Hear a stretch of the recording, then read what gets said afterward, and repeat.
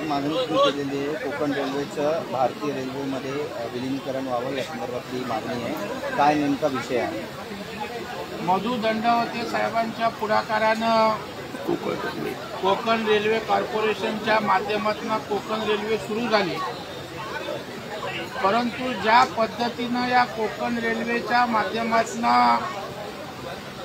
विकास व्हायला पाहिजे होता, मग तो दुहेरी मार्ग करणं असेल, स्थानकांचा विकास करणं असेल, नवीन स्थानकं निर्माण करणं असेल, किंवा कोकण रेल्वेच्या माध्यमातून मूलभूत सुविधा देणं असेल, या सगळ्या गोष्टी कोकण रेल्वेची आर्थिक क्षमता पाहता शक्य झालेल्या नाही।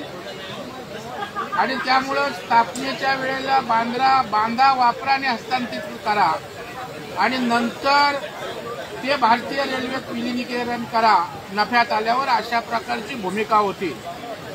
तथापि दुर्दैवानं कोकण रेल्वे सक्षम होऊ शकली नाही आणि आजही इतक्या वर्षानंतर, काही दशकं गेल्यानंतरही कोकण रेल्वेची दुरावस्था आहे।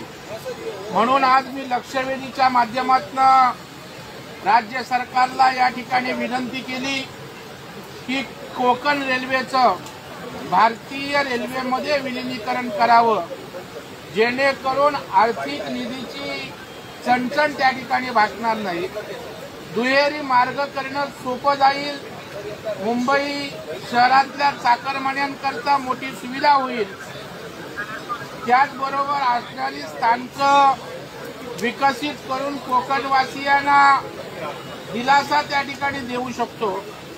आणि त्याच्यामुळे भारतीय रेल्वे सर, एक मुद्दा असा आहे की लोकसभा आणि विधानसभा निवडणुकीच्या वेळी संघ आणि भाजपने राम मंदिर, अयोध्या ह्या मुद्द्याचा वापर केला, तर आता औरंगजेबाची कबर हे पुढच्या निवडणुकीचे विषय असतील असं प्रकाश आंबेडकर म्हणतात। नाही, मला वाटतं प्रत्येक पक्ष आपल्या असणाऱ्या भूमिका त्या ठिकाणी मांडेल, परंतु कुणालाही त्या ठिकाणी औरंग्याचं उदात्तीकरण या महाराष्ट्रात छत्रपतींच्या शंभूराजांच्या महाराष्ट्रात करता येणार नाही। आणि जर त्या ठिकाणी औरंगजेबी प्रवृत्तीच्या विरोधात उद्या निवडणुकीतही आम्ही मुद्दा घेतला तर त्याचं दुःख असायचं काही कारण नाही। शेवटी छत्रपतींचं नाव घेऊन आम्ही राज्य चालवतो, शंभू महाराजांचं नाव घेऊन आम्ही राज्य चालवतो आणि त्याच्यामुळे शंभूराजांचा अनवणित छळ करणाऱ्या या ठिकाणी औरंगजेबाचं सोयरसूतक असायचं काहीच कारण नाही।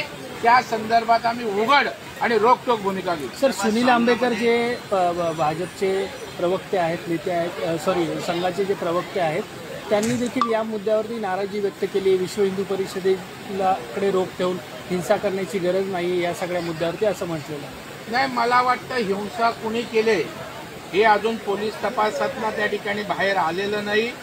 हिंसा कोणालाही अभिप्रेत नाहीये। नागपूर हे शांततेचं शहर आहे, त्याच्यामुळे शांतता ही राखलीच गेली पाहिजे, कायदा सुव्यवस्था राखलीच गेली पाहिजे।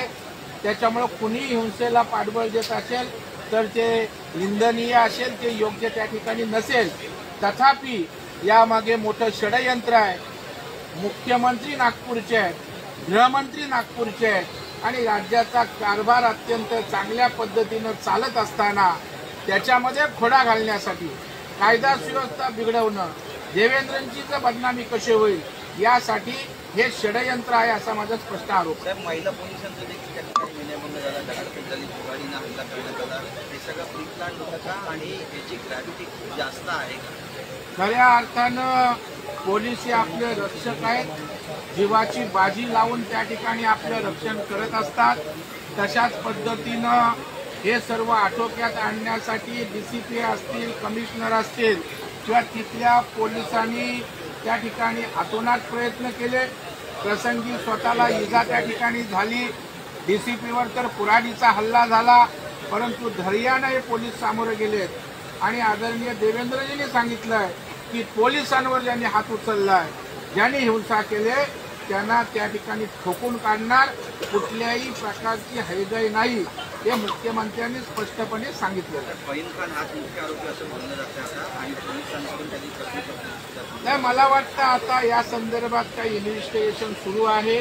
पोलीस तपास चालू असताना यावर अंतिम भाष्य करणं योग्य नाहीये आणि त्याच्यामुळे तपासाअंती या मागचा मास्टर माइंड कोण, सूत्रधार कोण हे बाहेर येईलच आणि त्यानंतर जे पोपटपुंची आणि कोलेकुई करतायत ते त्या ठिकाणी उघडे होणार. कोस्टल रोड बाबत आपण काल भूमिका मांडलेली आहे, एसआयटीची मागणी केलेली आहे. काय नेमकं सांगाल याचं? नाही, आपण बघाल 1300 कोटीचं टेंडर असं काय जादू झाली की ते 3300 कोटीवर गेलं. म्हणजे एक्सकेव्हेशन असतं ते त्या ठिकाणी 5% 10% समजू शकतो, परंतु 1300-2000 कोटीची वाढ म्हणजे अशा प्रकारची वाढ म्हणजे ही चमत्कारिक त्या ठिकाणी आहे.